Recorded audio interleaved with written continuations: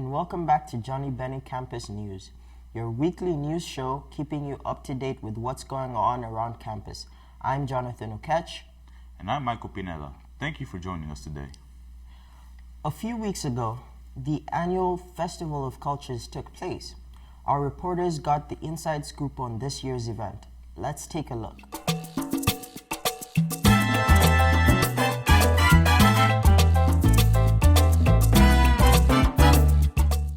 The 22nd Annual Festival of Cultures was created in mind to share and educate the CSB-SJU community about the diverse cultures on campus with food, student performances, and the fashion show. With last year's festival representing over 30 cultures, Brandon Woodard speaks about the importance of the Festival of Cultures.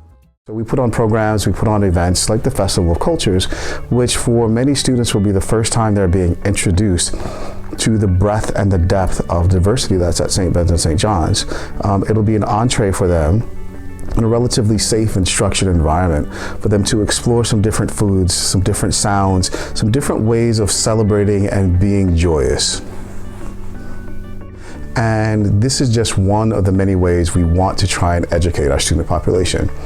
You all sit in classrooms hours and hours a week. So we want to give you another opportunity to learn something, to experience something, to be engaged intimately in something that you wouldn't be normally in the classroom.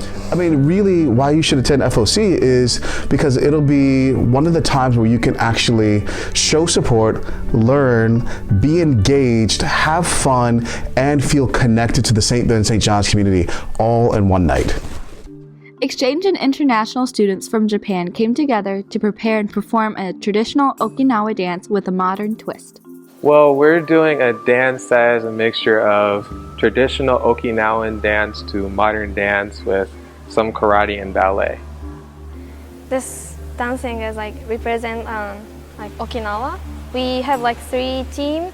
We have ocean team, land team, and then Okinawan karate team.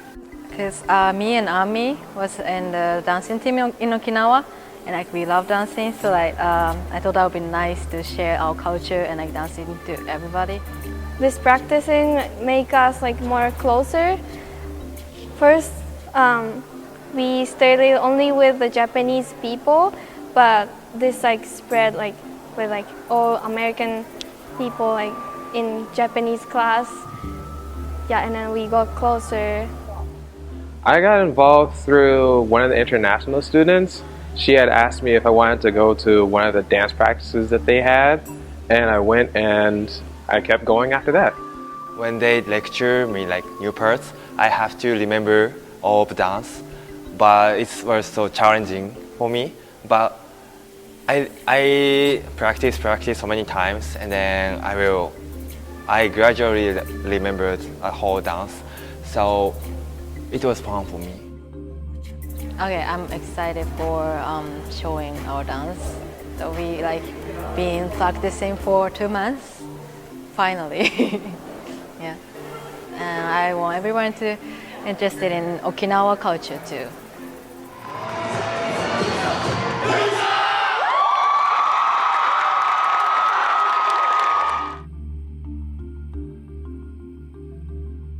Thank you for watching. Check out the full performance on YouTube. Thanks, guys. It looks like the Festival of Culture was a great success. Tonight, in Guild Hall at SJU, JEC is hosting a game of laser tag. Students can get together a team of 6 to play in the laser tag tournament. Be sure to register beforehand online if you plan to participate. The games begin at 9 p.m. On Saturday, Fine Arts Programming welcomes Scrap Arts Music, Children of Metropolis.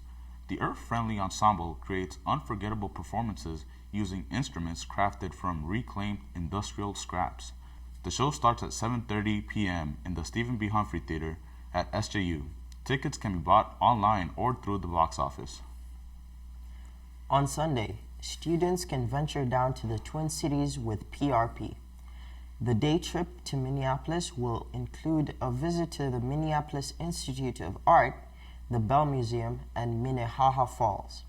The cost is $12 and students are encouraged to bring money for lunch. Pickup at SJU will be in front of Sexton at 8:30 a.m. and at CSB in front of Gretzky at 8:50 a.m. The group will return to campus around 6:15 p.m. Sign-up can be found on the PRP website.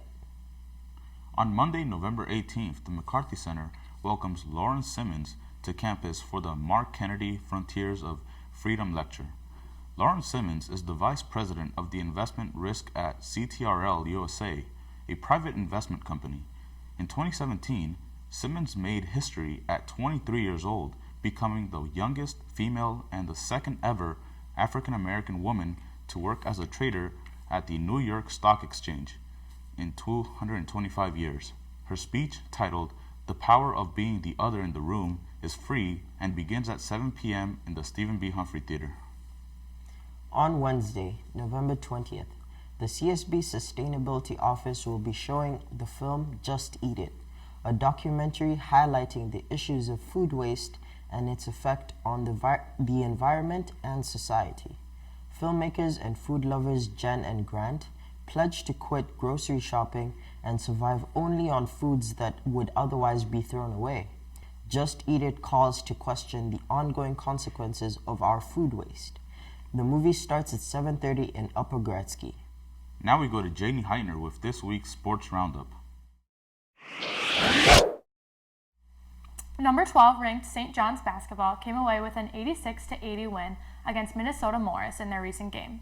Senior Jubilate finished with a career-high 32 points and went 18 for 21 at the free throw line, while Lucas Wilford tallied his third straight double-double with 14 points and 12 rebounds.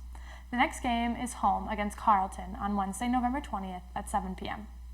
Benny basketball cruised to an 85-51 win in their last matchup against the University of Wisconsin River Falls. Senior Alex Johnson had 22 points en route to the victory, a career high on a very efficient 11 for 15 shooting. As a team, CSB shot 57% overall from the field as well as 7 for 10 beyond the arc. Next up for the Bennies is a Friday showdown when they host Minnesota Morris on November 15th at 8 p.m. Johnny Football bounced back this week to take home a 70-0 victory over Hamlin, earning them their 34th MIAC title and a spot on the NCAA playoffs.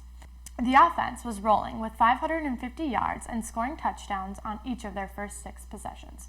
Sophomore wideout Ravi Alston had a game with 7 catches for 128 yards and a touchdown. This was Alston's 4th 100-yard game of the season. The Johnnies' regular season will come to a close after their next game at home on Saturday, November 16th at 1 p.m. against Rose Holman. CSB Hockey is back in action this weekend for a home game against Bethel on Friday, November 15th. On Sunday, November 17th, they will be hosting their annual alumni game at 1:15 p.m. Johnny Hockey has a meeting with number 5 Wisconsin Stevens Point at the MIAC in St. Cloud on Friday, November 15th at 7:30 p.m. A day later, they will also host Wisconsin Stout for a game that starts at 7 p.m. on Saturday, November 16th. Junior Megan Thompson earned MIAC Offensive Player of the Year for her performance with CSB soccer this season. She was at the top of the MIAC for points and goals as well as top 40 in the NCAA for the same categories. Senior Megan Verkindren joined Thompson in the All-MIAC first team, and junior Abby Worthington earned an honorable mention. Senior Abby Welsh was recognized for her work both on and off the field with a MIAC sportsmanship team spot. They finished their season with an 11-6-2 record in the 2019 season. CSB Volleyball starts their tournament run in a 12:30 clash with the University of Wisconsin Eau Claire, hosted at St. Thomas. The winner will play Friday, November 15th at 4:30 p.m. against the victor of the St. Olaf and Northwestern game. This season, twins Hunter and Madison Weiss were selected to the All-MIAC first team. Junior Katie Cook earned an honorable mention. Junior Hunter Weiss earned another honor in the AVCA All-Region Player of the Year. She is the first player in CSB history to receive the award. That's all for this week's Sports Roundup. Let's head back to the desk. Thanks, Janie.